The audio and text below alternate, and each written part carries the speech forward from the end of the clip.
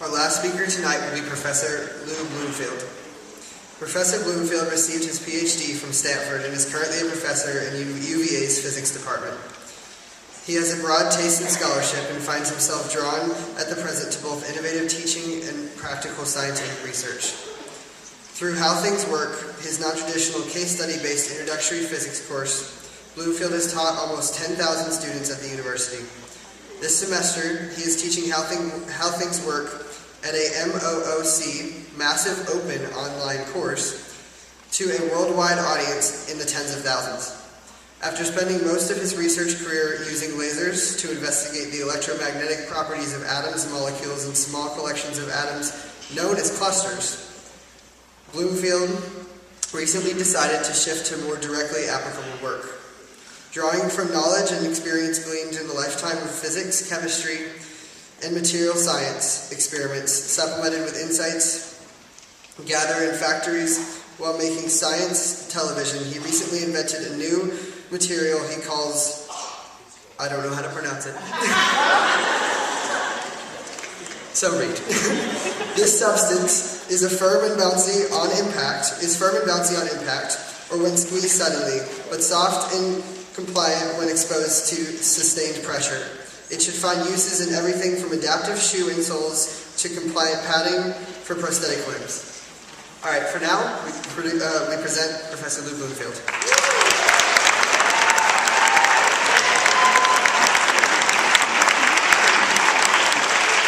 Well, it's marvelous to have an event that brings together such really different talks, and I hope I pull up the end here at the end. I'm going to talk about something that has nothing to do with what I do, but everything that I have to do with what I do. When I was a kid, I liked coloring books, but as hard as I tried with my crayons, my drawings never turned out very well.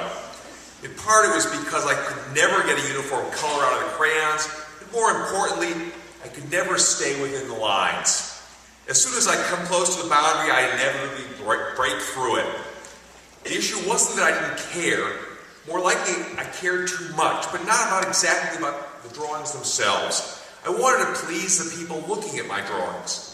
I'd get so frustrated that I resort to melting the crayons against the hot steam radiators. Actually, I did that anyway, frustrated or not. Lewis, what are you doing near those radiators? In retrospect, the paradigm represented by coloring books is one that has never suited me. In any context, I have little interest in doing things that other people have already done or are doing, and certainly not for very long. Some children are really good at coloring books, and maybe if I'd been that good, things would have turned out differently. But given my impatience, relevant from the last talk, there was little chance that I'd ever have become good at coloring. Although I'm lousy at coloring, I can be good at things that require innovation. Instead of trying to excel at what other people are already doing, I do what I think is worthwhile and try to make people happy by doing it.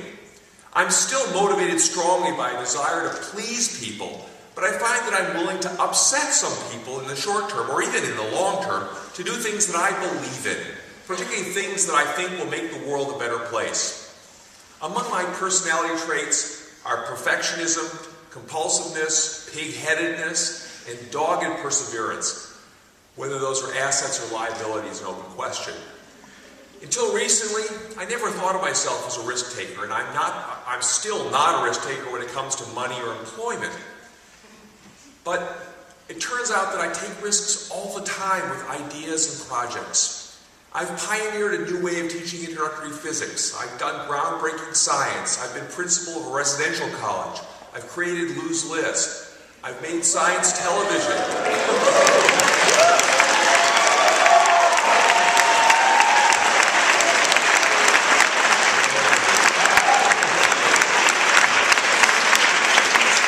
It's always funny what you end up being. I've made science television. I've taught a MOOC. I even wrote online games decades before the internet.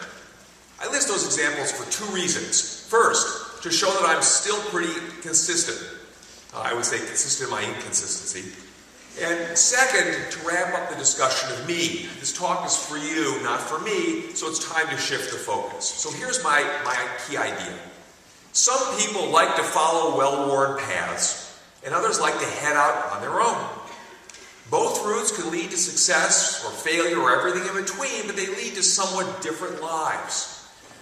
The notions of success and failure mostly characterize destinations reached, but as they say, life is a journey. So the route matters. One of the most valuable things I ever learned is the importance of knowing what you don't know and not speaking about things you don't understand. Therefore, I will mention Robert Frost's poem, The Road Not Taken. Returning to my theme, for those two life routes stretch out before you at college age. I'm not trying to be maudlin, but bear with me. My point is essentially to pass you notes from someone further downstream. I'm not advocating one route over the other, I'm just observing some of the terrain. First, about following the well-worn path. That path is comfortable and appealing, even to me. It offers its travelers certain measures of confidence and security that can enable great achievement. There is always a home team, fellow travelers to support you heading forward and congratulate you catching up. It's relatively easy to anticipate what tomorrow or the next week will bring, and people on the well-worn paths may do the same things often over and over, but they have the support to do those things extremely well. For many people, it can't be beat. But following a path isn't always ideal. It can shut out the unexpected and limit one's view of the horizon. Fellow path followers can form little mutual admiration societies. People give awards to people who have awards. Agencies give grants to people who have grants. People hire people who have jobs. Studios give leading roles to actors with leading roles. This behavior almost always diminishes the big picture value of what's being done, but it's human nature to make those easy choices. Many people need external affirmation to support their decisions. It's partly a lack of self-confidence, it's partly an unwillingness to look beyond the obvious, and it's partly a need for protection in case something goes wrong. They had all these great credentials, so don't blame me for choosing them. They were the obvious choice. The very comfort of following the well-worn path with a community of fellow travelers can become confining. Change is hard, and even the most politically or socially liberal people are often extremely conservative when it comes to the routes they take through life.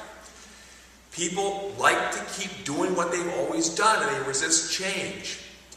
And that statement is especially applicable to academia, where the paths are often worn into ravines, and where change requires great effort, substantial risk, and the potential loss of community.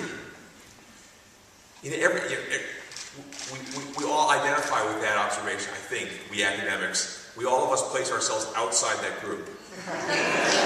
So, present company, all right. In every venue, people who resist change until it is absolutely forced upon them do less for the world